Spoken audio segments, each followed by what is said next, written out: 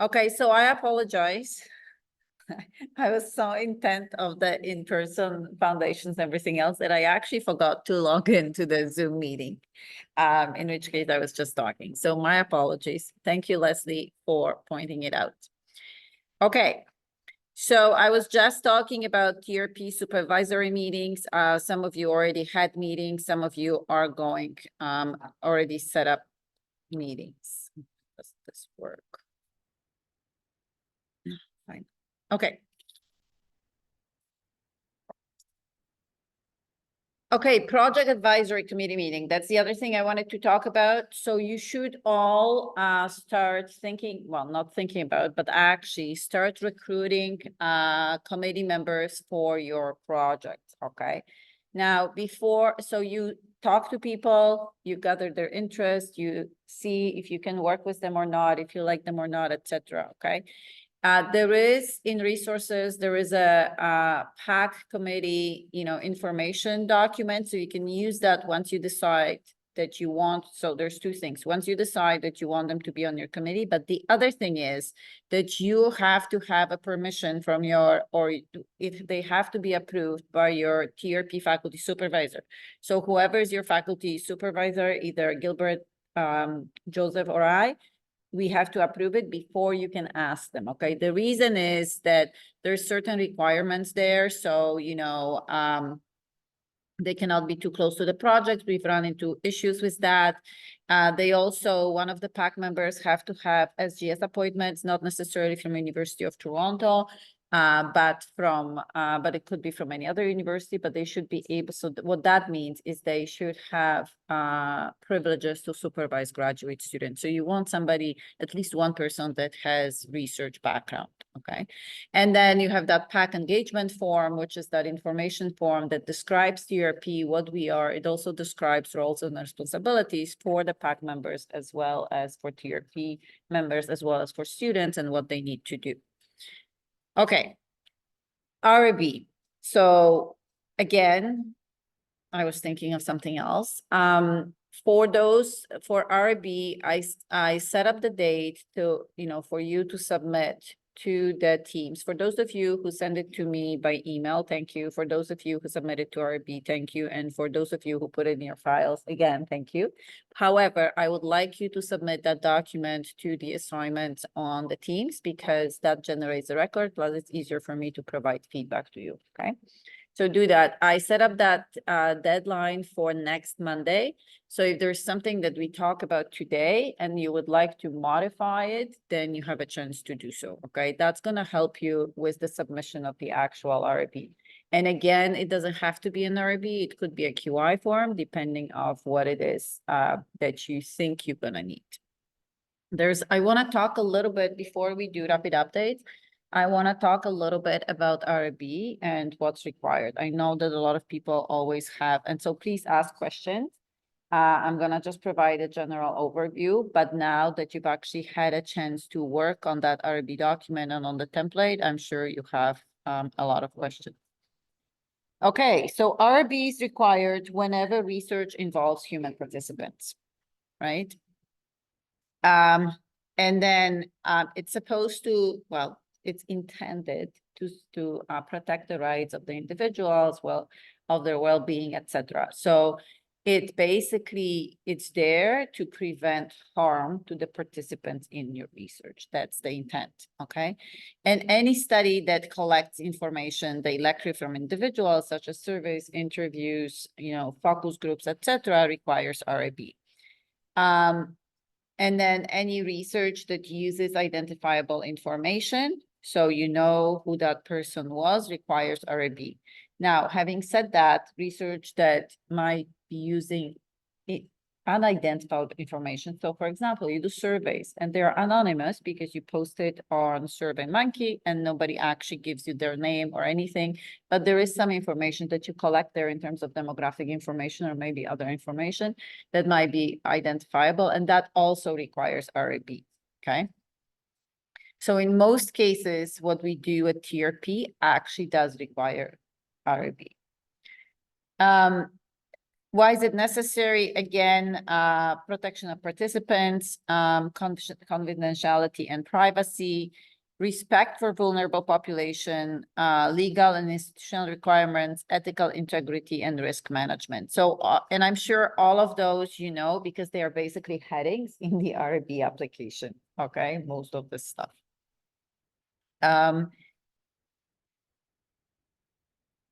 Technically, RB is not required when you do research using publicly available data. So if you use research, you know, if you do literature search, you don't require RB because obviously this has already been, this is publicly available. You don't need that, right?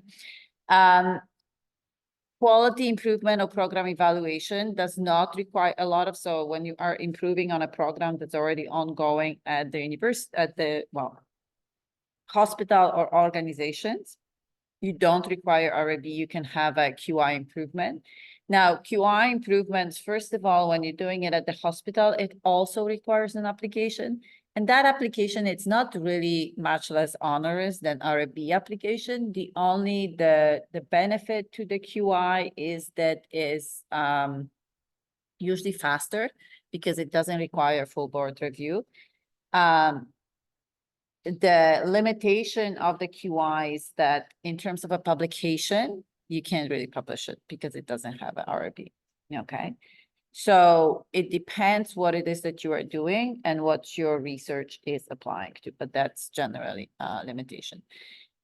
Research involving the identified data might or might not require RB, okay? In some cases, when you ask for when you ask a hospital or a certain organization to use the data or to reanalyze the data that was de-identified, you will still need an RB application, okay?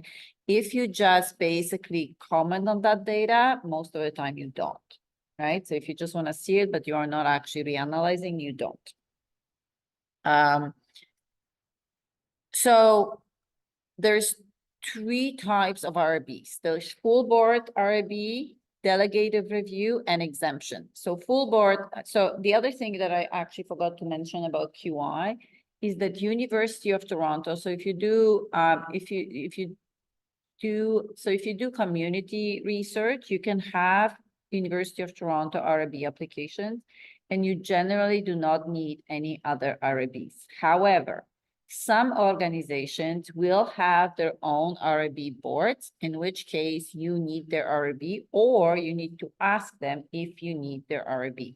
So a lot of the times, if you work with a community organization, you should actually find out if they have an RB board and if they require their own RB, or University of Toronto RB is sufficient. Okay, so that's one. The other one is that University of Toronto does not have quality improvement projects, okay? Which means that some of the projects, if you get a quality improvement from a hospital, in some cases, you might still require RIB from the University of Toronto, or you might have an exemption from University of Toronto. So there's two ways to go, right? In terms of an exemption, there is an exemption form that that you guys can fill it out, send it to RB, and they will tell you if you require RB or not. I will tell you that in most cases, they said you do, they say you do, because on that exemption form, you just kind of, there's several questions, and if you answer yes to any of them, you require RB, okay? If you are not sure if you require RB or not, even with that exemption form, you can always ask RB. So Daniel, I'll give you the contact info and you can ask them if you do. I will tell you that if you don't provide enough information, he will always tell you that you need the RB because they go from the side of caution. So it's better to have, so if you actually, you know, besides his exemption form, if you actually write up something, it should be more or less full things of what it is that you are intended to do and what data you are using or not using or what you are collecting, right? So if you are not applying for RB, if you think that your project does not require RB, you should have some kind of an email from the RB board. So either your exemption was granted and you have that, so you should have a proof that you don't require RIB from University of Toronto. Because you are students at U of T, you almost always have to have some kind of university approval, whatever that is, exemption qualifies. How this it should be really right now get a general understanding. It depends what it is. So there are cases in the RB when it pays to be a little vague, because then you have a little bit of more movement room. So for example, you can say, we're gonna use qualitative and quantitative analysis, and you can leave it at that. They might or might not come back to you. Most of the time it's okay, because you are writing a protocol, and so it's really hard to know everything that you're gonna be using, right? And so in that case, if you can say that, or you can say, we are gonna use qualitative analysis using an NVivo software, and we're gonna use, statistics and this statistical program to do this. And then when you decide not to use an NVivo program, because for one reason or another, you have to have an amendment, right? So, there are other. Let's say we are how would we then write about the privacy sense of Well, but the privacy section and the consent section, it doesn't really go to the method analysis. Remember, RB is mostly RB is interested of how you use the data, but it's mostly really relevant to how you collect the data, okay? And so most of the time, so consent form is data collection, data privacy. So what you're doing with the data. So of course, you're not selling the data, you're not sharing the data, okay?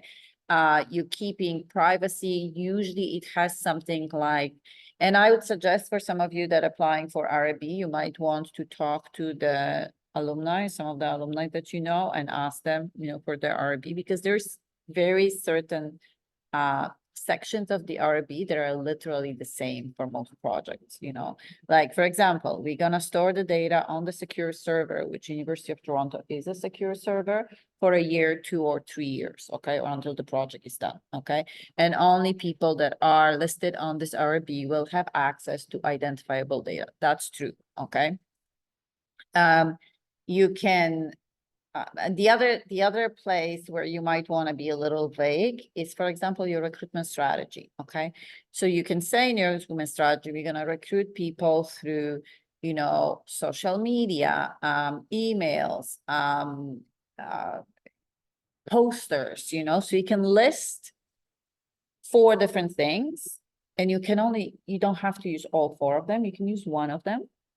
But again, if you say we're going to recruit by posters, and then it doesn't work, and you decide to go to social media, then you have to do an amendment, right? So it's better to kind of be a little bit, so list everything that you can in your RIB in terms of your recruitment strategy you can think of, and then choose whatever. The other thing is the number of participants. So usually RIB wants some kind of justification, and they actually ask about how many participants are you going to have in your study, okay? Usually there's some kind of justification to it. When you do qualitative studies, it's anywhere between 12 to 15. Sometimes you can, depending on the project, you can calculate the power. So how many people with this particular disorder, for example, how many of them I can recruit, how many can I get statistics? So you can do that, okay? But it's always better for RB purposes to say more people than less people, right? So if you're aiming for, if you are, because saturation, you don't really know. Most publications would say that saturation in qualitative studies are achieved, in interviews, for example, between 12 to 15 participants. While this is kind of an average and true, it depends on your study. It also depends on the diversity of your participants, because if you really have very diverse participants in your study, you might not achieve that saturation at 50, in which case you might need 20 or 25 people. So you're better off putting 25 people and then recruiting 15 people, rather than putting 15 people, and then if you want more, you are kind of stuck, okay? So there is certain, but you have to put your inclusion and exclusion criteria What do you want in participants, etc. Right? So you really have to think very carefully. There has to be protocol, how you're gonna do it. So interviews, surveys, focus groups, however, so you put all of this, you put the number of participants, you put recruitment strategies, you put and by the way, in your RBs, you always, so it's not just the form, right? You have attachments there, and the attachments are consent forms, right? So you have to have all your consent forms. If you're doing surveys, if you're doing interviews, if you're doing focus groups, first, for each of those, you have to have an objective. So what is an objective of this particular exercise? Why are you doing surveys? Why are you doing the interviews? I know you have objectives for your project, but what is the objective for this particular method? Okay. And then you actually have to have questions, that you're gonna ask them, or things that you're gonna talk about in the focus group. So for surveys, you will have all your questions listed out, and you actually have to attach it to the RFP. If you change any of those questions later on, you have to have an amendment, okay? Same thing with interviews. With interviews, it's a little easier because it's usually semi-structured interviews. So most of the time you would have one or two very specific questions, and then you will let the participants talk. And that would change a little, and everybody knows that, the conversation kind of changes depending on what the participants are saying, right? Yes, Leslie.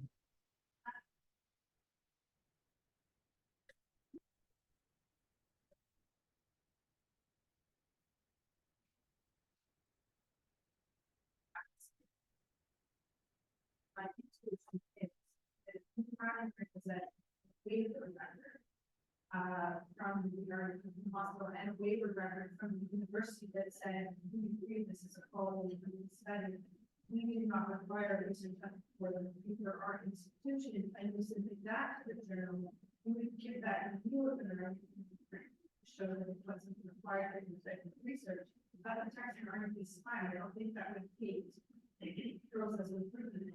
So it's not necessarily that you cannot publish the study. You cannot, it's the analysis, it's not the same, right? So it's not as rigorous analysis as, because you can't, it's not as rigorous analysis as it is when you have the RB in a way, because quality improvements are usually generally slightly different project. And I agree with you, it didn't used to be the case, it might be now.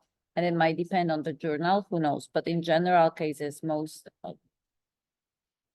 the typical thing is that it's not really a publishable research, but it might be in some cases. Yeah.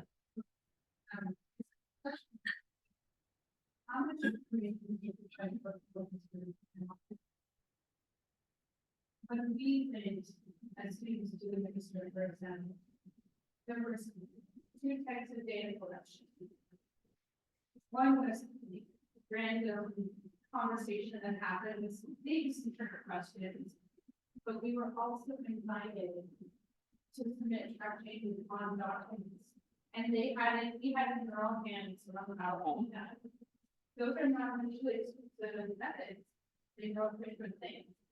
So can you detail to an RFP that the focus group will have audio collection that will also invite written submissions? Sure, yes, you should. Yes, you should detail that. Again, it is the nature of the focus groups that you cannot really predict what is going to be talked about, because it's a focus group and you invite participants to share their perspectives, and obviously if you would know everything that they're going to tell you, you wouldn't do the focus group, right? So it's very hard to, so that's what I said, you do kind of, what is the objective of your focus groups? What are the kind of things that you're gonna ask them about, or the topics, and then you go from there. And always, both for your interviews and your focus groups, you say if the sessions will be recorded, if who is gonna take notes, even if there's an observer in the room. So for groups of 4, for example, you might designate roles. So one person is taking notes, one person is observing, and the other person is recording or something like that, right? And you can also say that you're also gonna ask them to provide written comments on something. So that you have to say, because you can't, that is very important. You cannot ask them for written comments if it's not in your RFP, right? So there are certain things that are very specific. Oh, sorry. I'm not sure why.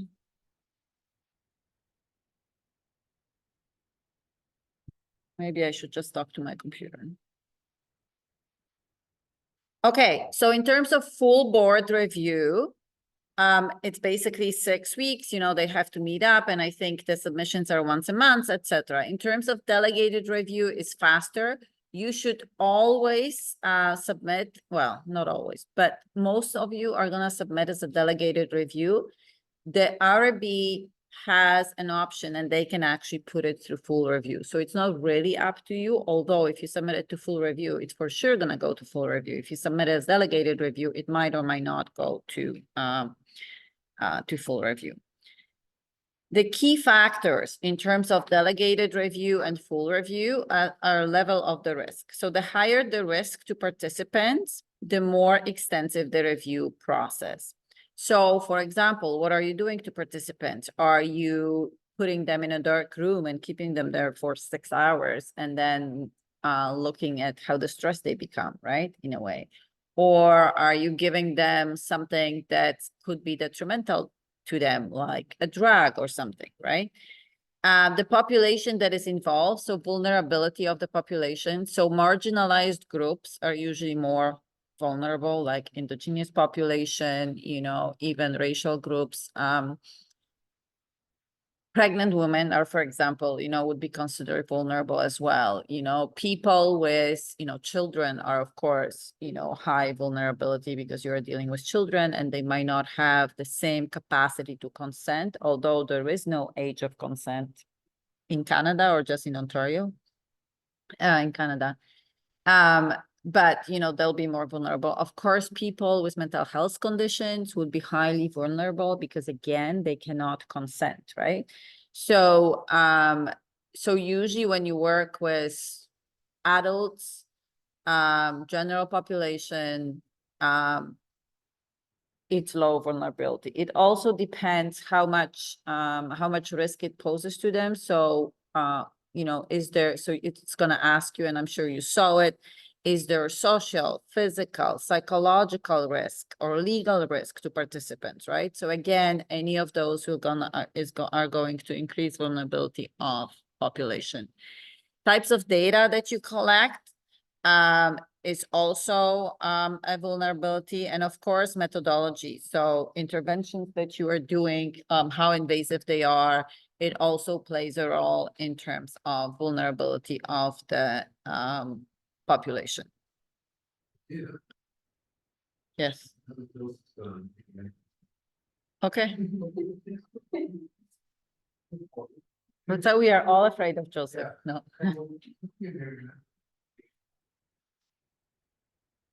Somewhere that maybe it's sort of the dark side behind it, because I know they use them a lot for research and being approved and so on over the years. I years ago was on the research ethics board of math, faculty of sciences, and behind closed doors, it's not always peace, and you know, you're supposed to let it go, it's probably me.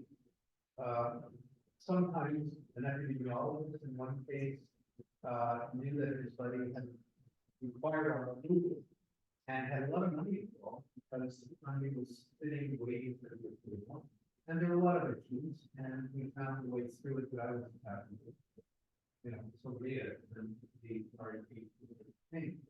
But last year, I think the example, I think is relevant to the discussion here, because when engaged, when HIV was thought the homosexual disease, there was a study being done at UT that was looking at whether HIV had crossed or had the potential of crossing the lines from men to women. I know it's hard to believe since 4 years ago, but it was a key issue at that time. So approval was given both by the UT board and by the faculty medicine board, the group of epidemiologists here at the medical school, to, when a baby is born, there is cord blood taken under legislation requiring certain types of tests. And what they asked is that an extra amount of blood be used in this research to test for HIV. And the method that was being used to let women know that this was being done, so that they had kind of implicit consent, was brochures in several languages in the offices of obstetricians throughout Ontario. That was it. Yeah, hard to believe, but I got a report I wrote. That's weird. Yeah. But that, that was the improvement. It was given, the research was conducted, and 60% of women who gave birth in Ontario the previous year had blood tests. So 17 positive were done, and somehow it made it into the media and fired someone across Canada. It was big news. And Margaret Somerville, who was running the Bioethics Institute at McGill, said that it was an assault on women and that charges should be brought against the doctors and so on. Tremendous attack on the R&D process here. And the question of the legitimacy, now, it was kind of, you couldn't identify, right? It's like scrambled data. We don't know who the 17 were, but we knew for a fact there were 17 women in Ontario who had given birth who had tested positive for HIV. So, and there was no way, of course, to anonymize that. So I guess my question, which is completely irrelevant to what you're talking about, is when do you need approval and when you don't have specific, you know, at what time do you get exempted? And that's all critical to Capstone, what you're doing, where you need to get permission, etc. But the underpinnings of an R&D process and the assumption that somehow the blessing of the board guarantees the ethical and legal protections of people, and there are some agencies consent throughout Canada as well. Although mental capacity is largely for the specific procedure being suggested, it's largely the test theory, it's the common law test, but that's a subjective thing, and it really depends on the evaluation as a political discussion. But I just really wanted to point out that the R&D process and the people who are on the panel and the reports they give you and the qualified approval or the absolute approvals they give, it's not for this year, it's not for Capstone, but to just tuck away in your mind that it's not always a guaranteed protection. So that's the other thing. So some of you were in that medtech innovation thing, or maybe not, maybe it was the first year students, okay? That was at the Metro Convention Center last week. And they were talking about, so there's this big thing about compliance and regulation right now, okay? So what they were talking about is, you know, what do you do? Because we have also, in terms of AI, we cannot train AI because we don't have data. If we use, can we use patients' data that were collected before, but we did not consent them to use this data for other purposes, okay? And so actually one of the guys from the States, and most people were from States, basically he said that if you're doing a new research project, and this is what, and this is interesting, when you do a new research project, you should actually have a consent people to, that you could use the data not only for research purposes, but you can use it for AI training. Because he said actually that he thinks that it's gonna be included in the ethics and compliance and regulations later on. And the problem, and what Gilbert is saying, it's not, you know, what's included before, what's going to be included later, it changes. So it's going to be very hard for some of these companies to then go back and what do they do, right? But the other thing is also ethical. Like, what do you think? Like, it's not just, you know, you have a blessing and you can do that. Like in the Nazi concentration camp, they could do it because at the time they thought they were doing the right thing, right? And so they were doing all these experiments. Was it ethical? Of course not, right? The other thing is these conversations are right now being talked about in our hospitals in in Toronto. I've talked recently to somebody that sits on one of the hospitals on the research board of the hospital, and he asked me a question. He says, well, you were in research, tell me. We had this conversation at the table about, can we use patient data that we have, many different patients' data for training AI? Because, we have this ability and we have all this data. There would be great training system. And one of the other people on the board was actually a lawyer and and they basically had an argument. Says, no, you can't do that. Okay. It's like, but we have the data. It's collected for research. And no, and I also think you can't do that, right? I mean, how easy would it be? So right now, people are changing the hospitals and the clinical research are changing their consent forms to include for research purposes. But actually, when you talk about AI, probably should also include for training AI, right? Which is hard. And so on the other hand, we cannot get bogged down and say, every single research study you have done on the research that was collected previously and was not really consented for that particular research, now we have to go back and consent that person for it, because that's just ridiculous, because it's just gonna take everybody's time, right? So it's not black and white. It's not even gray. The colors change as our politics and systems and values and, and even diversity changes.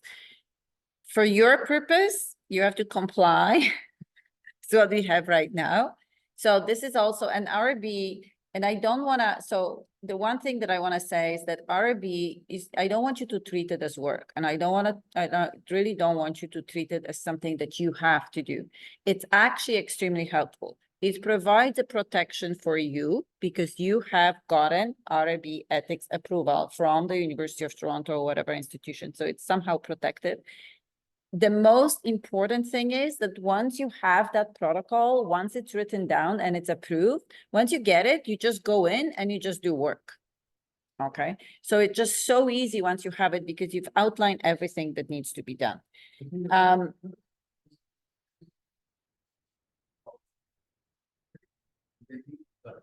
Right.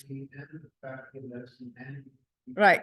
So I'm going to talk about it in one sec. So one thing that I want to say that before you submit your RB to UFT or to any other organizations, first of all, you should give it to us to read. So Gilbert, Joseph, or I, so we can have a look at it. Second of all, you really should have comments from your PAC. So I really, really stress that you should have your committee members as soon as possible, because like I talked in foundation class today, engagement and being part of the project from the beginning is big part of them having ownership of that project and actually helping you. Okay. When they feel that they had an input, first of all, of course, they're experts, so their input is really necessary into your project. Okay. But second of all, they also feel included and they feel like they were part of it. When something does not go right at the end of your project, and we had this happen, believe me, is experience talking, okay? We have a defense, the group or the person defense, we go into the room and somebody asks, and we have an external or whatever, or even one of the committee member ask a question, well, I didn't think they did this properly. And somebody else, and they agreed that this group can defend, right? So everything was fine. And somebody else pipes up, yeah, I didn't agree with it either, but they had all the protocol going on before and I didn't feel like I should comment. What are we supposed to do now when they completely disagree with all the methodology that was used in this particular study? And that's a defense. That's not pre-defense when you wrote your report, when you actually can do changes or can discuss things. This is a defense when we have an external person from LMP as well as all of us, okay?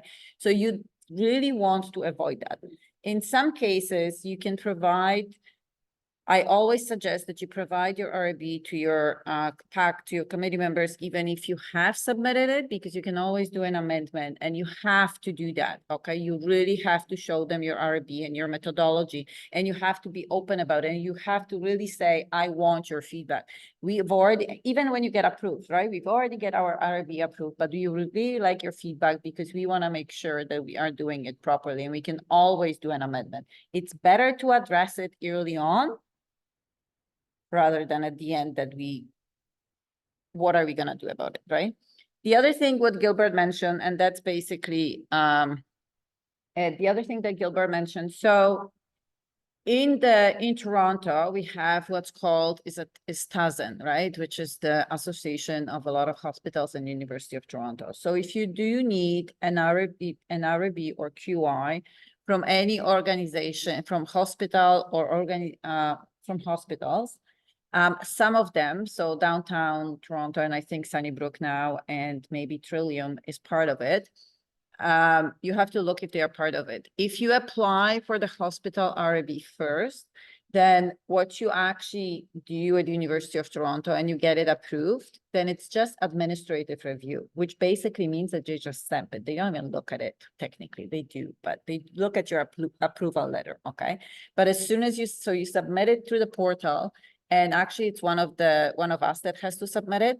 And we submit it through the portal and it just as administrative review, they look that you have been approved and they just approve it. So it takes up to a week. Sometimes it's a day, sometimes it's 2, sometimes it's a week, but it's really fast, okay? So I would suggest you first get RIB from the institution, okay? When you have when you have to apply for RIB from an institution that's not University of Toronto, but it is within the Toronto area or Greater Toronto area, I would suggest that you still do the same, and it will go through the University of Toronto through the delegated review, but it'll be much faster because they kind of look at it, well, you're doing the research with them anyway, and it's a hospital and they approved it, etc. So it's fine, right? If you don't do that, because if you apply for both at the same time, if there's changes in one, then you have to change the other one, right? Now, amendments are faster, so that's okay. But still it can take time. If you are outside, if you're working with an organization that's outside Greater Toronto area in a different province, I would suggest you apply for both and just deal with the amendments, because otherwise you don't know how long it's gonna take and it might take forever, okay? Questions? For delegated review, you might have said it's understand that based off of the name, I'm assuming it's like 50%. That's where you designated for like. Yes, so it's like usually one person versus a board has to meet and discuss it. And I'm just- No, actually, there's somebody above the chair. So the chair looks at it anyway. Although student PI sometimes depends how you submit your RB, because it's a class RB, you actually should submit it without the supervisors, but yeah. Yeah, no, it's actually RB board, somebody that sits on the RB board. It's faster, so delegated review, one of the reasons too is delegated reviews. I think it's either every Monday or every second Monday of the month that they look at this versus full reviews. They kind of do the intake every month, once a month, right? So it depends when you hit it too. There's And you should look on their site, by the way, it actually says. that was what I was gonna ask, like I know this month, it's due to 27th, and they said something about the line, I'm assuming that's the. Mhm. Yeah. It's online, I'm not hearing, speech. Well, there is the little, but this room is horrible. There's a little microphone. So the question was about delegated review, who does it go to? So basically it still goes to the RB board, but it's usually one person and they don't have to convene in a big group and discuss it. Federico? Can you hear me? Yes. Just wanted to ask, I was checking the Mount Sinai RIB webpage, and I don't know if it's the same for other centers, but I think it says that the application needs to be like in person with physical paper. I don't know if that's the case for other No, centers. it's not. I pasted there what it says there. It says for full board review, you need to send 20 copies to the RIB office. I'm gonna double check with people there at Sinai to see if it's actually in person. But Yeah, that's what it says in the webpage. So I just wanted to confirm if that was the case with another centers.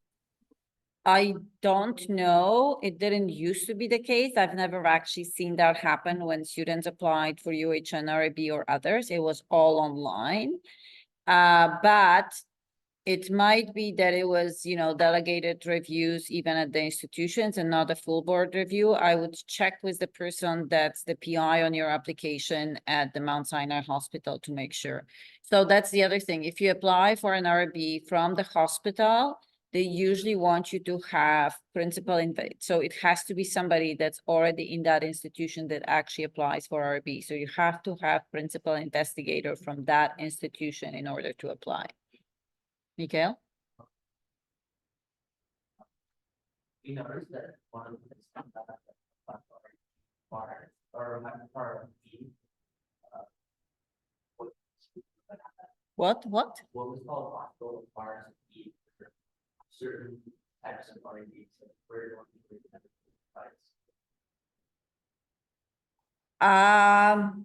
I don't know. Again, if you're applying for RAB from the hospital, you have to have a principal investigator from that hospital, and they might or might not be waived of a fee depending on what it is, right? So that's the one issue. And by the way, if you apply, usually you have to have in order to be on the RAB for the hospital, you need to have some kind of a status.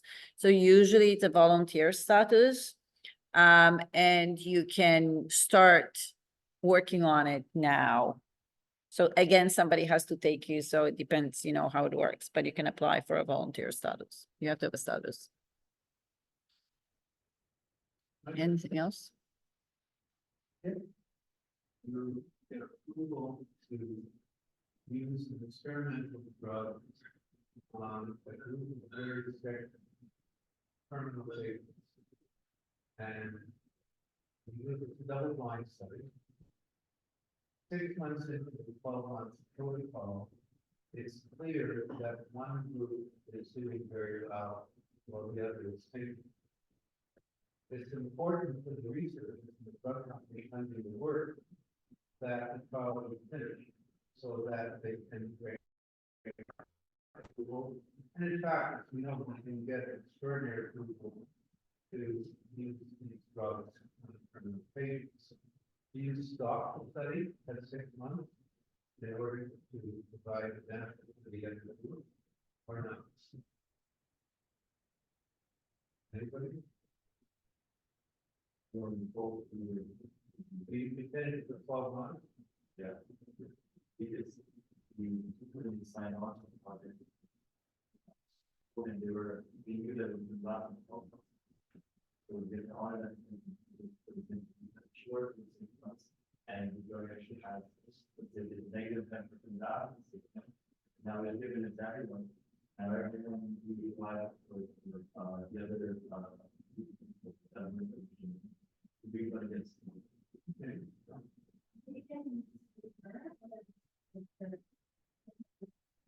Well, you know, in the double blind study, right, half is getting a placebo and then half is getting the drug, but you don't know who's getting what. But it's clear that half of them are either stabilized and improved, and the other half aren't. So arguably, if you stop the study and said, look, we're getting very good results, very little side effects for half the group, ethically, we owe it to the other people in the study that are managing to give them this drug as well, and make it generally available, or we can say, no, this is a research protocol, hasn't been formally approved, there's costs involved, et cetera, we're doing a study, go away.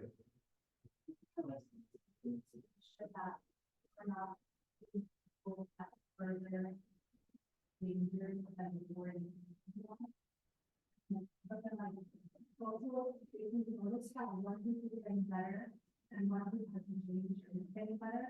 How do we kind of take that like macro, like the different figure out what is that really? I was on one of these, 6 years ago at that, and, you know, the notion that you have a 1-year protocol and you keep going is, because they came back at the end of the committee and they said, no, it's an improved protocols there, everything's in place, the drug company funding, the patients have consented, And we're not stopping the study. Yeah. I think that we noticed that one paper, and that probably is what.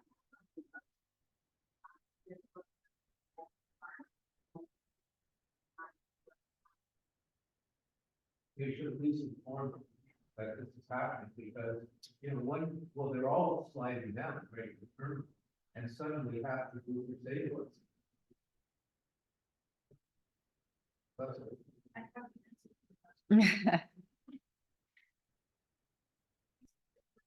Okay, go. Okay, so when you have the treatment that is very critical, you can have what's called planned interim analysis.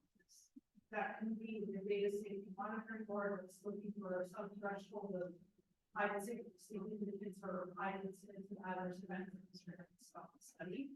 There's also a study designed to allow you to stop the good incident, which is we have to reach a clinical fraction of the population that's demonstrated a positive endpoint.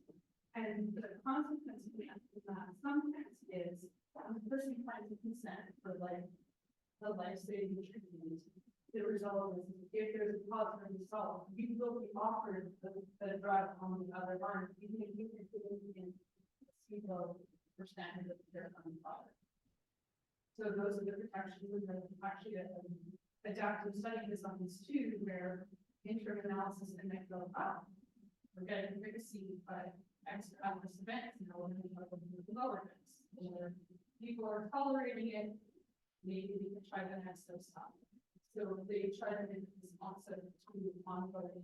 So it's actually, it depends a little bit. So there's different types of clinical trials. There's typical clinical trials when the protocols are very rigid, although you still have to report any adverse effects and you still have the responsibility to stopping it if the adverse effects are really bad. And there were clinical trials, there are examples of clinical trials that were stopped because of that. There is what they call it adaptable clinical trials, where you actually have several different protocols and you still have to provide the protocols. So you still have to provide adaptability factors in terms of, changing in dosing, changing in populations or something, right? So for example, you see that this dose is not working very well and you want to increase the dose, as long as it was in your protocol that you can make those adjustments, you can adjust it mid-trial, because that's, an adaptable trial type of thing. Okay, that's not what we are here to talk about. What we're gonna do now is 4:57. Let's do the 10 minutes break, and then I've already put it in the chat.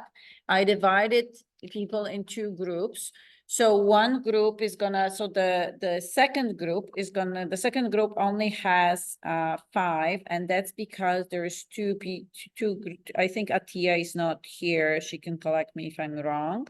And then Leslie is not presenting. So the first group is missing 2 and 6. So the first group is gonna be in this room, and it's gonna be corneal regenerations, incorporating patient partner feedback. So that's Dominique. Project ECHO, transitioning cancer, ICU training, and the dementors. And then in the reading room, there's gonna be revamp, pediatrics, cycling, prepping, and Healing Hope Coalition, okay? So 5:10, we are splitting up into 2 rooms, okay? And then we're gonna do quick updates. So I'm gonna go to the reading room. Joseph is gonna stay here. Gilbert, you can decide where to go. You have a choice. And then, well, actually, if Joseph is still not here, then Gilbert is gonna be here. 3 minutes presentation, 2 minutes question. We only have 50 minutes, so please be on time, yes. Okay. So room 1, which is this one, is gonna be corneal regeneration, incorporating patient partner feedback, Dominique, Project ECHO, transitioning cancer, ICU training, so that's Federico, and then the dementors. Okay? And then revamp, pediatrics, cycling, prepping, Healing Hope Coalition is in the next room. So you have 10 minutes to switch around.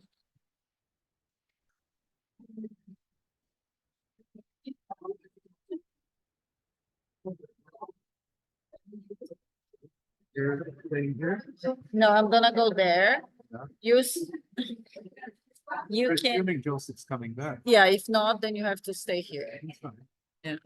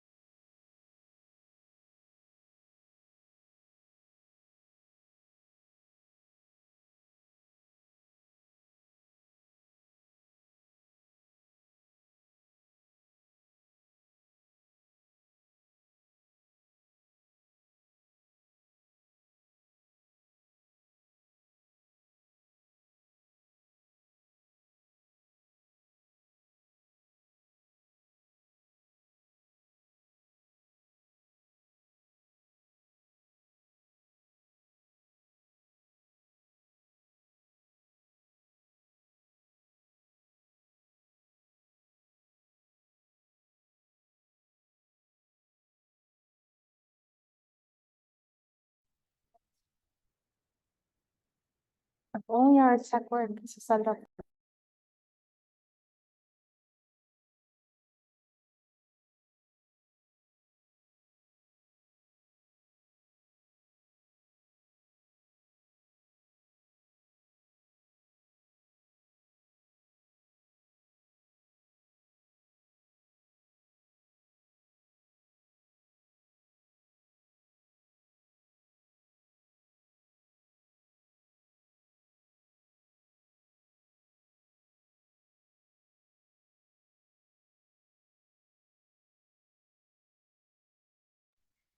Okay, so, oh, Joseph, Yes. We needed, the problem is I'm not an administrator and we have to do breakout room because there are people online and so they're not in that room, okay? I'll do that. So if you can, There's the HDMI right. Yep, So- I'll pick one. You can go ahead. okay, so for people online, you all gonna be in room now, 1 for now, okay? Thank you.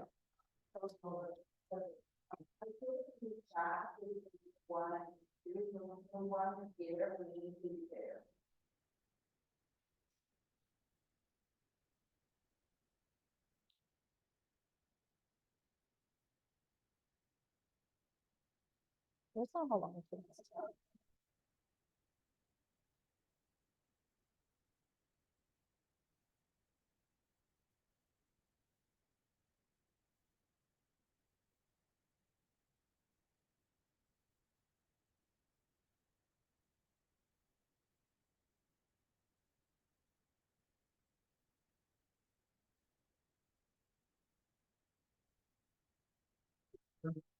Well, I'm gonna try the other one. Yeah. Hello, everyone. Can you hear me? It's online. Because it's silent. Can you guys hear us? Yeah, we can hear you now.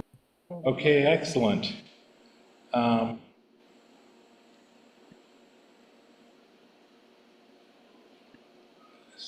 Sorry, I'm not administrator either, so do our best. Hold on.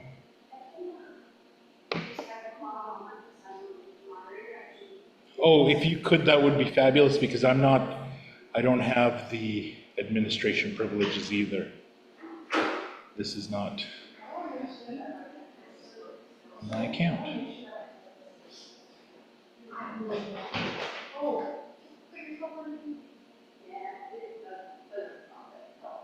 Did it work?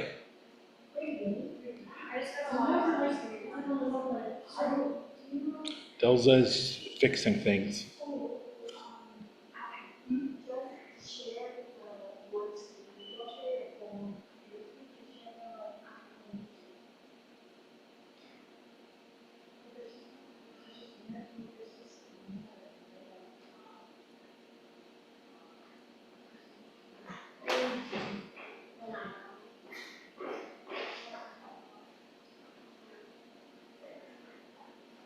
It's beautiful. Roses.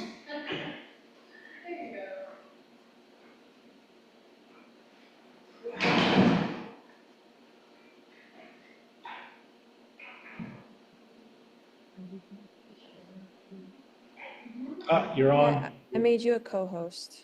Oh, awesome. Okay. So I can make breakout rooms now. Yeah, if you want to do it, that works.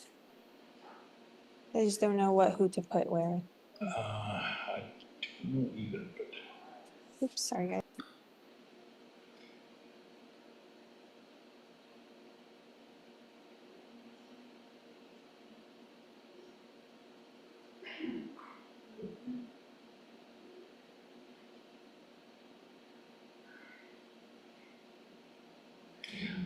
oh, I wasn't on when Adita was here, so I don't have the chat.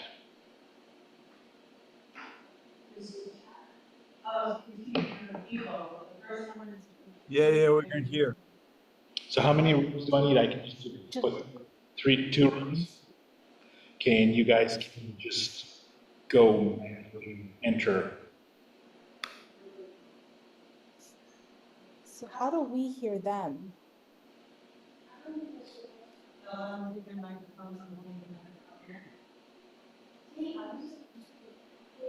Like, how do we, like, how do we, that was my question, how do we hear them?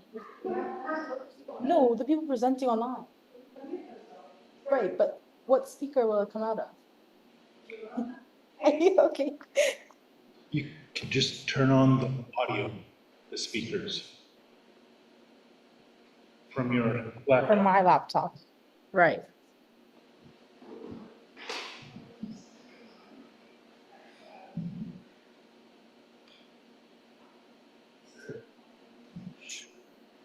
You should be able to just. It's in Zoom.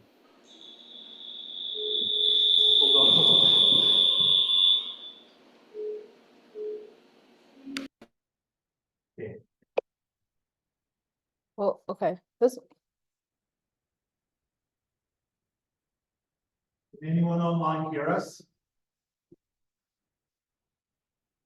Yes, no, Yes, we hear you really good. oh, excellent, and you're talking, so that's awesome. well, that's coming out of my laptop. I mean, my laptop's pretty loud anyways. Maybe I speak again. Testing 1, 2, 1, 2, 3. Yeah, we can hear you. Amazing. Down. Okay, give me a second. Um, Just don't look behind you on the wall panel, just hit the. Down. okay. Can I stop again? Hey. Is it? I'm sure they can talk.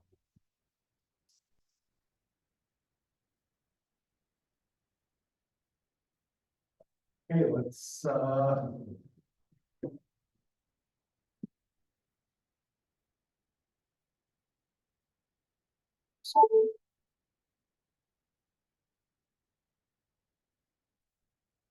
Okay. You might need to hold your laptop when you come up here and just share your screen. Okay.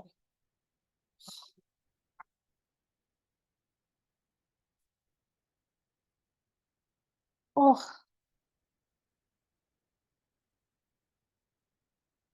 Oh, okay. Okay, never mind. yes. You're using your laptop. Sorry, I was elsewhere. We set up then. Yes, that's her laptop. Okay. Are you ready to share your screen from your computer? No, it'll be like a C. Yeah. Last time it was B or since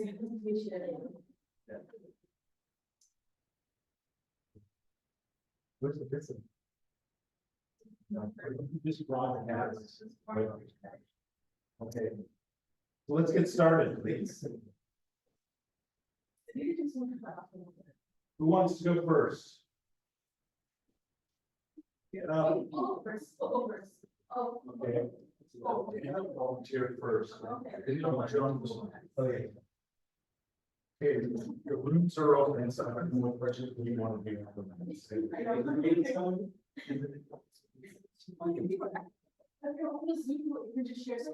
Yeah.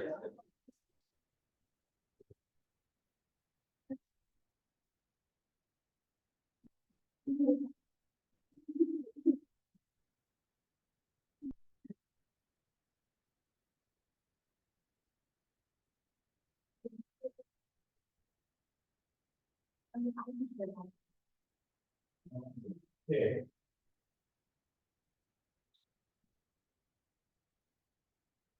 It's all working.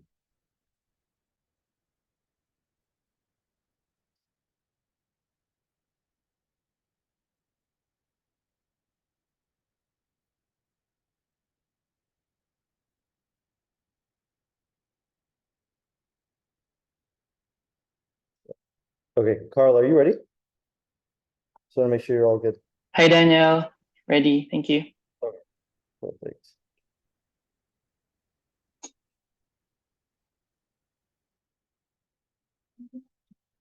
Yes. Okay, perfect. Okay, so time starts now. Project Synapse. We're looking to do an intervention for FND. Again, what is FND? So functional neurological disorder. It is a very common illness that affects a lot of people. It's actually the second most common outpatient neurology diagnosis. They manifest as tremors, numbness, fatigue, seizures, gait changes. Unfortunately, there are no biomarkers and no neuroimaging tools that would help in diagnosing the patients. Because of this, as you can imagine, a lot of patients fall into various gaps. There's also, this creates a big stigma for people who have FND or potentially have FND on the side of the practitioners, because there's a stigma in dealing with these patients, they become problem patients and things like this. And this can end up taking the patient 6 to 8 years to actually get a proper FND diagnosis and then start, adequate treatment to help recover. So last week we talked about, or a month ago, we were talking about a big stakeholder meeting that was coming up. The stakeholder meeting went really fantastic. The people there were these heads and specialists within FND across the city. So the most important people on this specific topic that are currently working on it, they were all there. We were able to speak with them. And they told us plans about this new provincial ask they were going to put forward in order to get some more funding and some more infrastructure built around FND. So we were in the right place. We were able to pitch our ideas, and it was a great meeting overall. At the current moment, we're in this phase where we're going back and developing our concept. So we really feel that because we attended that meeting, that really rounded off our contextual inquiry for the scope that we were trying to aim at.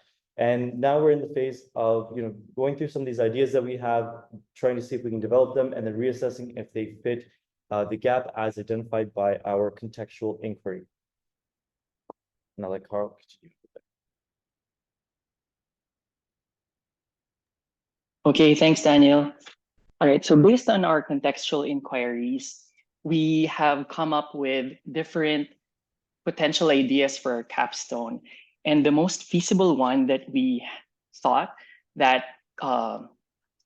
could be our direction would be the patient pathway. Currently, patients with FCD in particular, so FCD is a specific subtype of FND. They're a very severely underserved population. And after contextual inquiries, we could confirm that we do not have adequate diagnostic and treatment services available for them. At the moment, we also don't have a local care pathway for these patients, specifically those with FCD, primarily because we do not have these treatment programs in place. And in our study, we plan to develop an interdisciplinary care pathway and triage patients to an intervention. And we're going to test the program's feasibility and potential impact on the patients at an individual level and our healthcare system at a system-based level.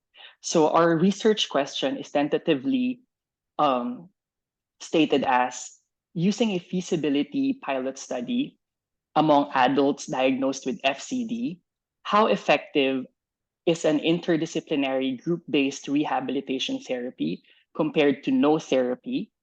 No therapy would mean those only provided an educational session in terms of the following outcomes after 3 months. So for the first set of outcomes, we would determine patient-related factors, particularly cognitive function, disability level, quality of life, mental health, and the FND phenotype. And then at the system-based level or system-related factors, we would look into healthcare utilizations. So the results of our pilot study would be beneficial in many ways, such that first, our study could be extended later on to measure longer-term outcomes. Given our limited timeline for our capstone, we could only probably do up to 3 months outcomes assessment.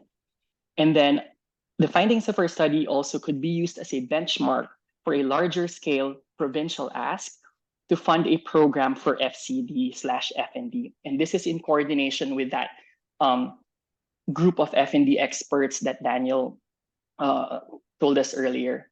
So we're in coordination with them. And then the results of the study, of course, will be able to serve more patients in the future. And for our last update, our F&D expert, Dr. Lidstone, a neurologist at TRI, whom we have been collaborating with from the start, advised us to submit a proposal to the Slayman New Initiatives Award. So we could secure. You're over 4 minutes now. Okay. Okay, thank you. Okay.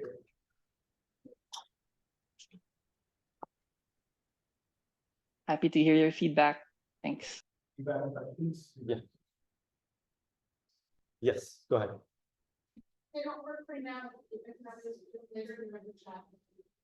Has F&D incidents increased over time? And I don't mean only, well, it could be because the population is aging and it happens from older people, or is this a stable rate of diseases? Yeah, so in terms of, Carl, did you hear the question? I can answer it as well. Can you repeat the question? Sorry, it's kind Has the rates of incidence of F&D increased? Because, so it's not tied to aging, for example.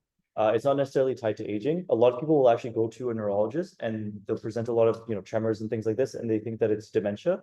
So I think that like the closest intersection comes where there's actually could be confusion for dementia, or as early onset dementia. Yeah.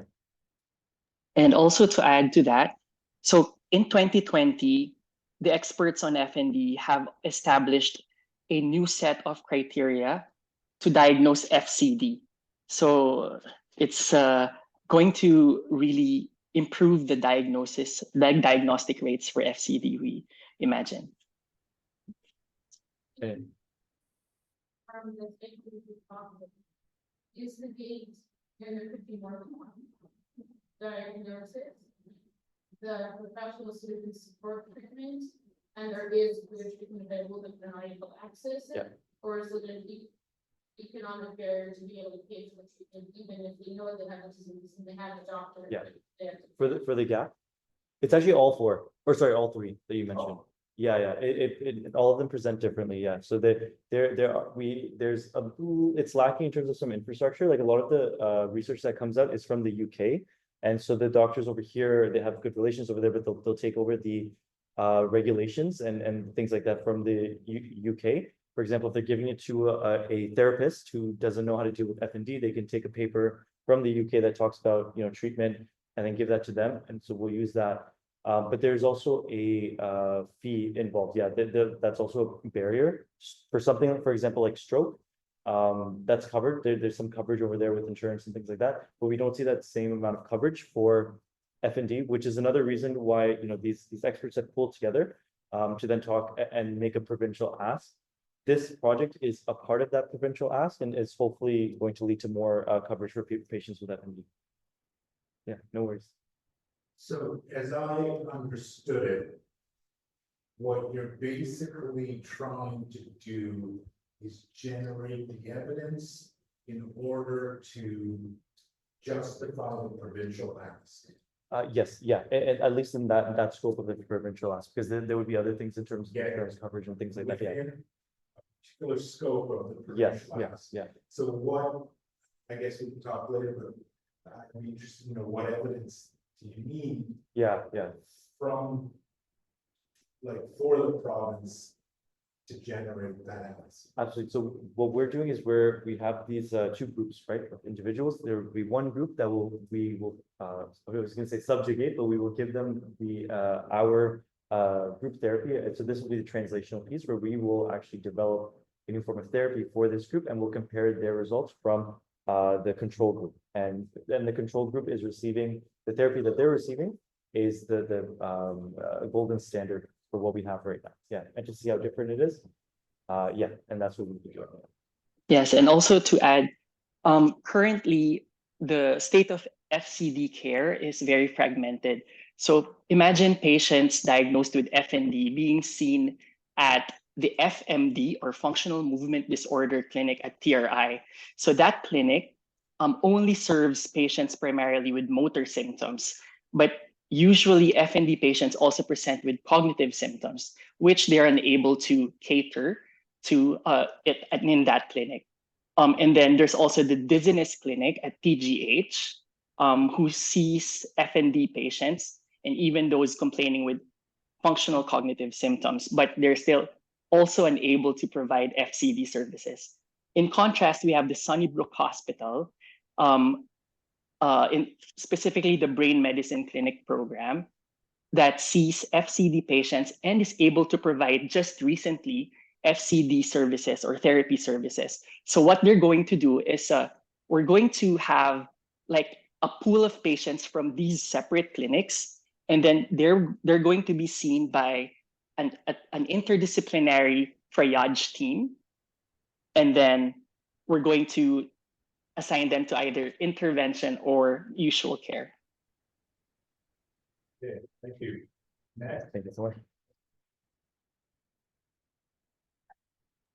Thank you so much.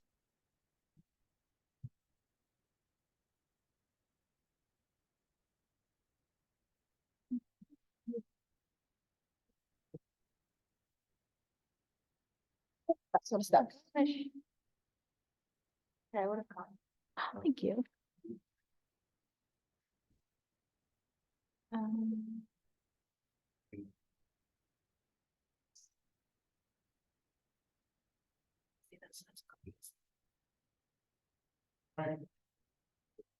Okay. I didn't share my screen. Sorry, I missed that very crucial step. Give me a second.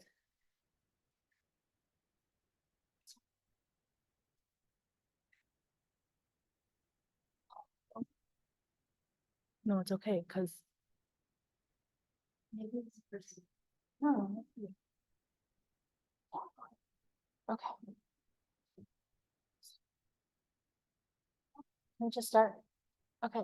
So hi, everyone. We are the team CSN, which stands for Cancer Survivorship Navigators.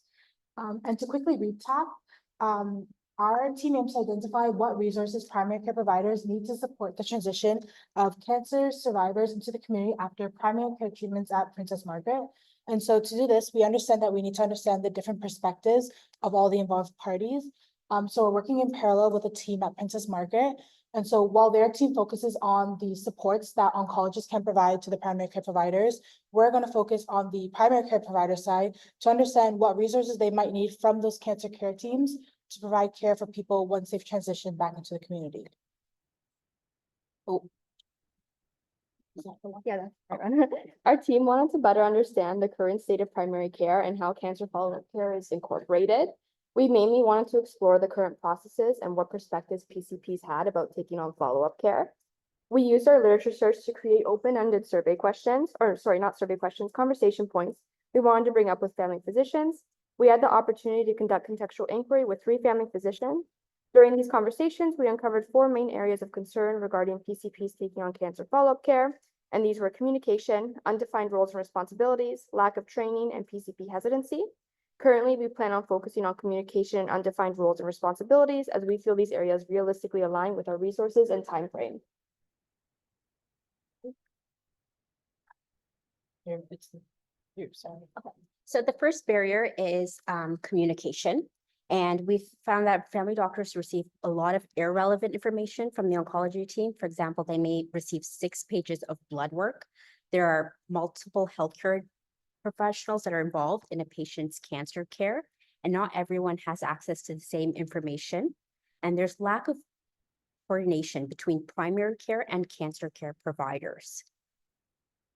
So the second main barrier is undefined roles and responsibilities. So there are no clear guidelines from the oncology team on follow-up cancer care. And so when we were speaking to one family doctor, she said that, like, she gave us an example on a discharge note, it'll say a mammogram is to be made in April of 2025.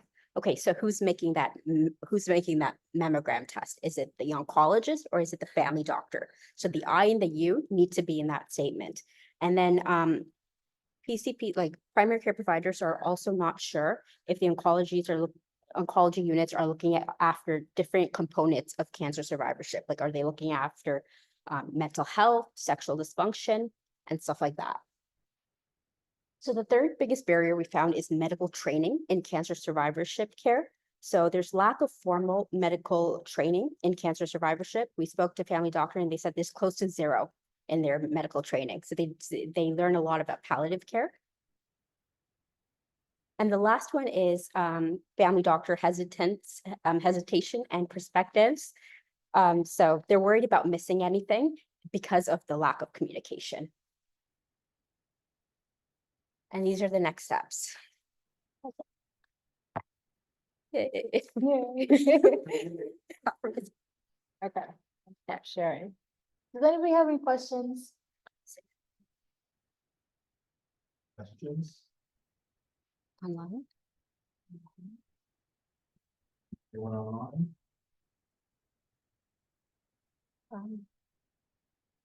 That's clapping. There's a question.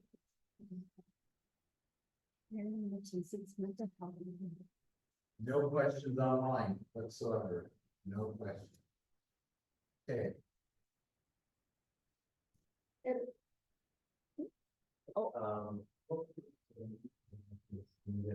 How long do you expect your public to take?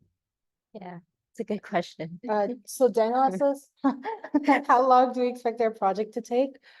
We've been pretty thorough with our contextual inquiry, and we've been doing it for the last 2 to 3 months. And so now we have like a good idea of the specific areas that we want to focus in.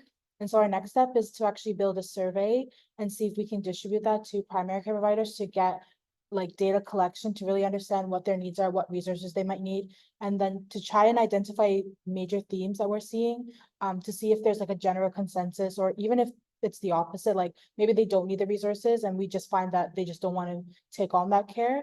And then we're hoping to work together once we get those findings. So this will be about January time when we get all the findings and we go through it and identify themes.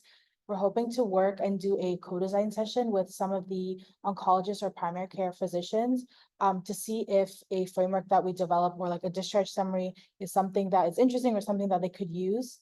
So hopefully end of April, end of May. But then that's not to say that we won't go find ourselves in problems where we'll need to pivot a bit and change the way that we're approaching it. It all really depends on what themes we identify.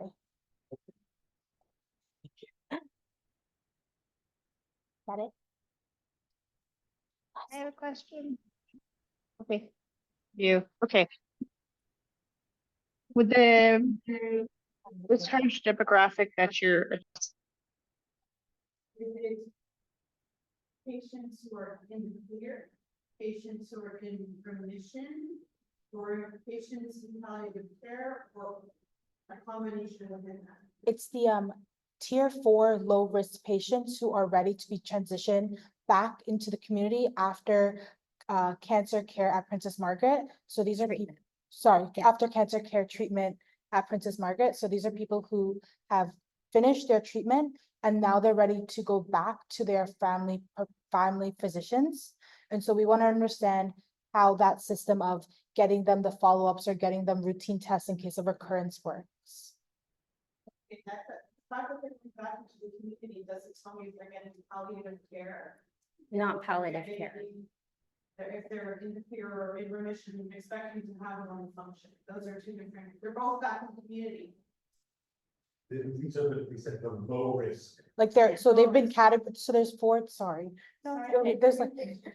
there's like 4 tiers that Princess Margaret uses to assess their patients. And so we're going to focus on the lowest tier, which is tier 4. And so those have been cleared to move back into the community without problems. Well, text the slides and you talk about the scope. The word mental health means you're addressing the subject, you're not saying they're in a disease state or not. Same thing with sexual function, it's not dysfunction you're addressing. You're addressing sexual function, unless you want to say mental illness and sexual dysfunction. But you don't want to imply polarity in one or the other. This is not to think about. And the next question I have relates to, you might have to probe for this actively. One of the things that might open the door for the family doctors who are all saturated, right, is how many billable hours do you need to serve this person in this scope? if he asks you to do this rather than the Princess Margaret Hospital. Otherwise, you may only get a wall of, I don't have the time. They're ready. But if you frame it as what is the opportunity that you need to deliver these things, which is better than the oncologist delivering it, it might create the space for them to give you a wish list, an idea. Yeah, just to kind of touch on that, our scope is only focusing on patients that already have a family doctor. So we're not so much worrying about the patients that don't have a family doctor and what we're going to do about them. It's the patients that do have a PCP already. So ideally, and the physicians we have spoken to, once we clarify that, they are more willing to take on the follow-up care because that is already their patient and they are already seeing them. So it's just a matter of them keeping track of the follow-up. Thank you very much. You. Next group. You know what, Phillips, whoever has to stand up there. Can I go next? Oh, sorry. Somebody's already on.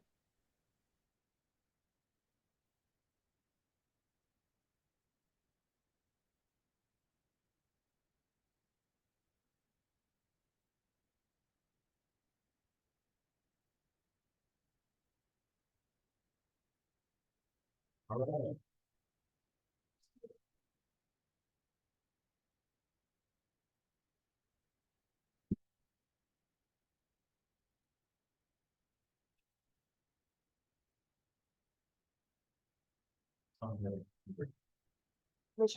I'm trying to mute this Oh. so it doesn't like, give feedback.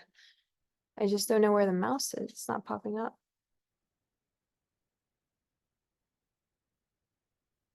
What's going on? That's so weird. Oh,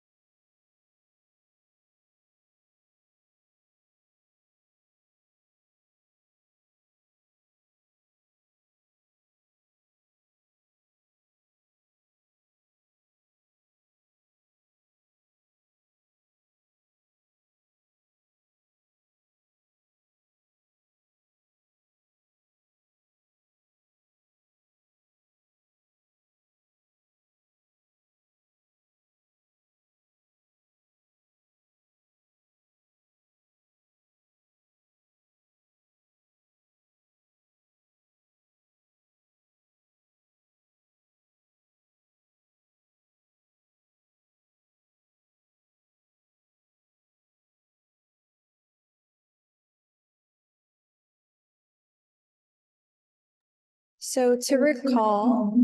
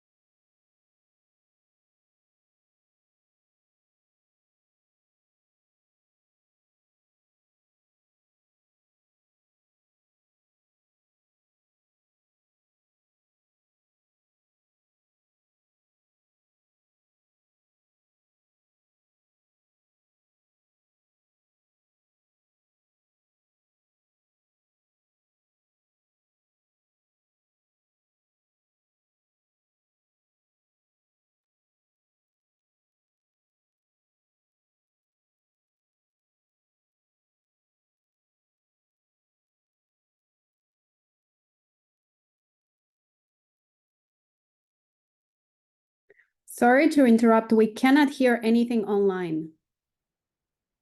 We haven't heard the entire presentation.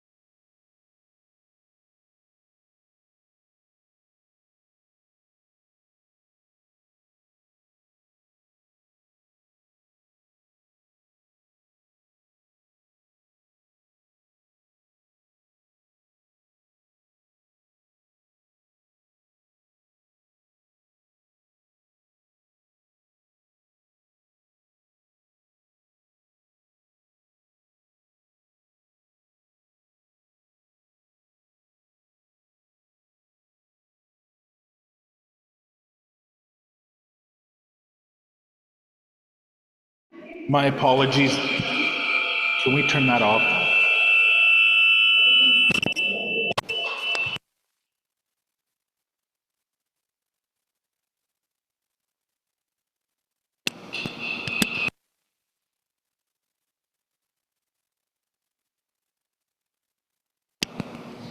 All right, sorry, I had everything set up. Now it'll work, and you'll be able to hear everything, and everything is going to be okay. So the question was, who are the PIs? One of the criteria for the capstone is that you are PIs. It's going to be on all of the documents. Really important because that puts you in the decision making. If you're not making the decisions and you're not PIs, that doesn't meet the requirements of the capstone. So I know we'll edit it later. Okay, who's next? We gotta go fast. Let's try and get through 2. Go ahead. Okay. Can everyone see my slides? I'm just gonna. Yeah, perfect. Yes, everyone can see it. It all works. Perfect. For everyone who doesn't know me yet, I'm Christina. I'm a cornea specialist. I will be working on this project that I called TransCore, Translational Success in Cornea Regenerative Medicine. And if you recall from my presentation in September, basically corneal blindness is one of the major issues of blindness in the world. And the main treatment is corneal transplantation. And currently we don't have nearly enough corneal transplants for everyone who needs them. So only 1 cornea available for every 70 needed. And so researchers have been looking at alternatives to corneal transplantations that are regenerative medicine based. So either cell-based, tissue engineering, gene therapy, or pharmacological modulation based therapies. And despite decades and decades of research, very few of them have gotten to clinical practice. So a lot of these promising therapies aren't getting anywhere in terms of translational progress. So there is clearly a valley of death here, and corneal transplantation still remains to this day the gold standard for corneal blindness treatment. And so the problem is that researchers in this space, they struggle to navigate the translational process, and they need a better framework of guidance to improve the translational potential of their inventions. And so the long-term goal of this project that I'm undertaking, that will probably go beyond the Capstone project, is to develop a tool to help cornea researchers assess and improve the translational potential of their inventions early in the development process. And the overall ambition is to really get these promising cornea regenerative therapies to the patients who need them faster. Now, in terms of updates since the last class, so what I worked on was primarily refining project objectives and plan within the scope of the Capstone project specifically. So the research projects I've settled on to work on in the upcoming year are, first of all, to characterize a landscape of translation in this space. So we cannot get to the tool before we know what's actually happening and what are the factors that predict translational success that would go into this tool that would help cornea researchers. So first, I will look to determine the current rate of successful translation of basic research involving cornea regenerative therapies from the T0 stage to later translational stages, so T1 to T4. Then I will look to identify factors that predict translational success. And then I will describe the perspectives of cornea researchers regarding determinants of translation and the guidance they need to better navigate this process. So this third objective will both complement information that I will get from literature review, and at the same time will get me the information I need to define those design requirements of the tool that they would need to guide them in this translational process. So my project plan basically is 3 studies that will each address each one of these objectives that I've just outlined.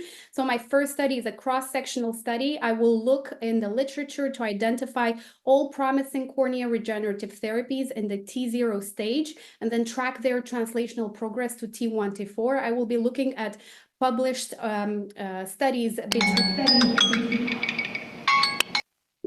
I'll wrap up quickly. Between 1990 and 2015, then I will look to compare successful translation determining factors between therapies that succeeded and therapies that did not. And then I will do a phenomenological study to consult research teams and interview them to get out hidden information that's not published in these studies that I will be looking at, and get the design requirements from them in terms of the tool that I want to eventually develop. This is a little schedule. We don't have time to go over it. I did assemble my team. I have a research assistant. I have 3 research associates that will be working with me. And I defined my budget. I did apply for a research grant from the University of Montreal, where I'm working, for $12,000, and hopefully we'll get positive results soon. And my next steps to finalize the RAB application, define my PAC members, and meet with an information specialist to refine my literature search algorithms for the first 2 studies. So hope that I've had time to cover everything. Thank you very much.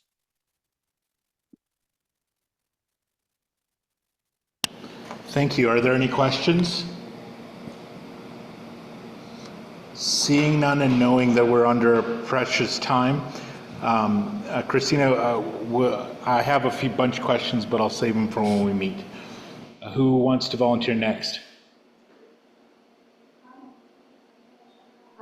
Sorry, I have to go, but like I'm just being conscious of time. Is it okay for me to send a voiceover and then get comments that way for, like, I have to leave? Well, there's 3 minutes. You have 3 minutes. Parfait, let's see if I can hold my breath. Partage d'écran. Partage d'écran. Parfait. Let me know if you can see. Enter full screen mode. Okay, perfect. Can everyone see the screen? Yep. Okay, perfect. So welcome to Improving Meaningful Incorporation of Patient Partner Contributions in Healthcare Collaborative Initiatives. I will be spearheading this in my organization in Quebec in the Gatineau health sector. My name is Dominique, and I am supervised by Edita. I am excited to share to you that my PAC is slowly taking shape, and I aim to have my members signed on by midweek next week. There are 5 individuals with amazing expertise to guide me and mentor me throughout my journey. So a little bit on the background. Patient partners or PPs play a critical role in healthcare improvement. They bring unique perspective that enhance quality improvement, ensure healthcare relevance, and they act as key individuals in patient-centered care. However, despite their importance, there is a significant gap in when it comes to meaningful incorporation of patient partners' contributions and collaborative initiatives between healthcare organizations, healthcare professionals, and patient partners. Although the presence of patient partners is recognized and mandated from a provincial level down to the local organizations, care professionals often lack the skills to harness their contributions effectively. And a recurrent problem voiced by the local healthcare professionals is that there's no current formal education provided to healthcare professionals on how to effectively incorporate patient partner insights and in various collaborative initiatives. And which negatively impacts those initiatives. The problem is, despite that recognizing the value of patient perspective, healthcare professionals often fail to apply this understanding effectively and meaningfully. My next slide is, at the moment, I need to refine the definition of meaningful integration of patient partner contributions. To do this, I'm going to be, I'm currently deep diving into a engagement capacity framework that was published last year by Julia Abelson, which gives very interesting insights in patient partners' relationships with the healthcare sector. And this it helps to evaluate the capacity for public and patient engagement. My research question is as follows. How can healthcare organizations effectively integrate meaningful patient partners' contributions in healthcare collaborative initiatives? And to do this, I will be doing 3 points of contact as seen on this slide, surveys, a focus group, and a validation satisfaction questionnaire. And my timeline, well, I've progressed quite well. I think I'm currently doing the local REB applications. I just need to do some readjustments before sending it forward. And I aim to be able to hold my first PAC meeting at the end of October to early November. And some questions that I have: what strategies have you explored when doing semi-structured interviews? Tips you can share on keeping focus group sessions concise and engaging. And another one is tips on making a professional, creative, and engaging presentation. Thank you. I did it. 3 minutes-ish.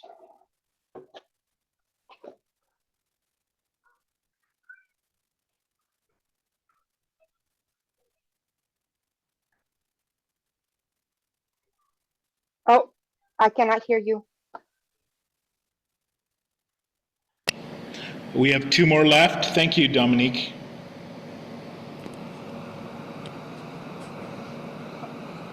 Federico and Fahim.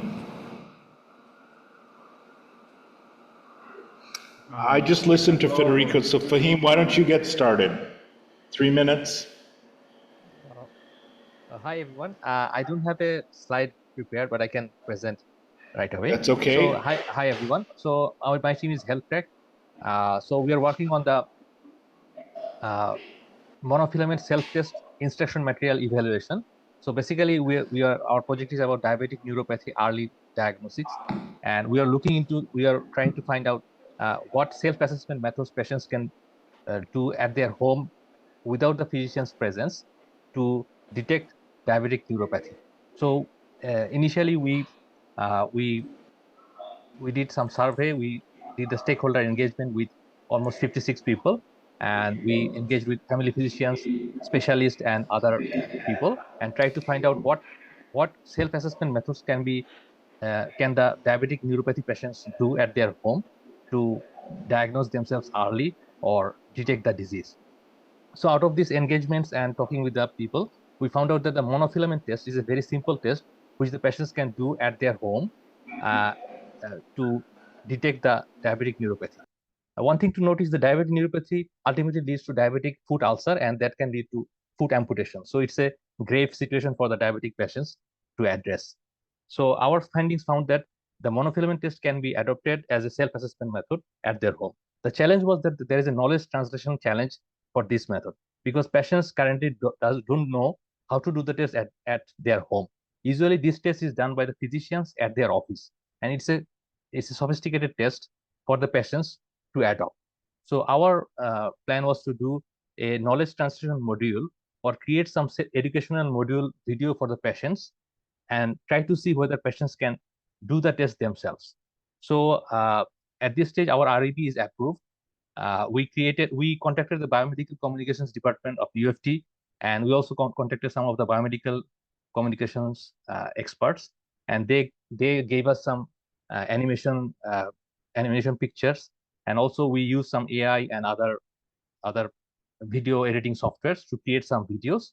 So now the video is ready, and also we got our REB approved. And now next step would be to test the videos, recruit some patients, and we already started recruiting and testing the video. We'll show the video to the patients, and we created some survey questionnaires, and we'll try to see how effective the self-education module is for the patients to adopt the monofilament test. So this is the current update. Thank you so much. Any questions? I'd love to answer. Thank you.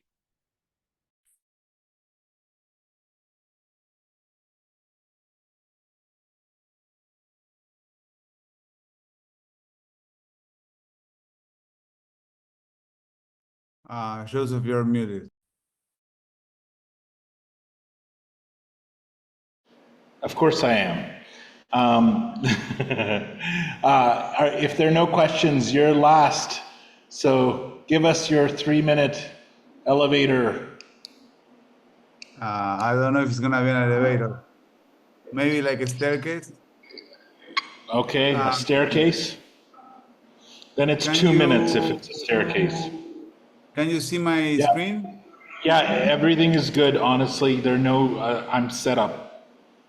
Okay, so this is my capstone project. This is the same initial slide that I presented September 24th, the primary anesthesia and delirium in the ICU. I'm not sure why it's not moving. Oh, there you go. Okay, so the rapid updates for today. Worry not to just repeat what I already said. The hypothesis is that there is an underutilization of the A2F bundle in critical care settings that I think stems from a lack of awareness and standardized training among new critical care medicine trainees. So developing a core curriculum for anesthesia sedation and delirium management could enhance both knowledge and practical skills. Just as a summary of what I'm planning to do with this project, a new curriculum for the training of ICU physicians, and hybrid course, information on the best strategies to deliver that content, and then the capstone presentation as to finish. For the IRB, I already have the project draft, which is ready to present. And as I was telling Edita earlier, I was looking into Sinai's requirements, and it says that it's physicals, like in paper. So I just asked the PI in my project to see if they can help me with that. I already have the confirmation of all the 3 members of my PAC, the committee, who is going to be 1 educational expert, 1 expert in the content, Dr. Meta, and then 1 expert in implementation, Professor Di Ruggiero. And then I have 1 advisor who is not a PAC member from my hospital in Buenos Aires, who is also going to be helping me as an advisor. I already have the candidates for the focus groups, both in English and in Spanish. In Spanish, I already started because I already have RIB approval from my hospital in Buenos Aires. I haven't started yet with the focus groups in English because I don't have RIB approval from Canada. And this is the Gantt chart of what I hope I can achieve during these 2 semesters up until August. So the idea is that we are here kind of October, November. The focus group analysis should be before February. The curriculum design is going to start in November because there are some core contents that are going to need to be there. It should be done by February.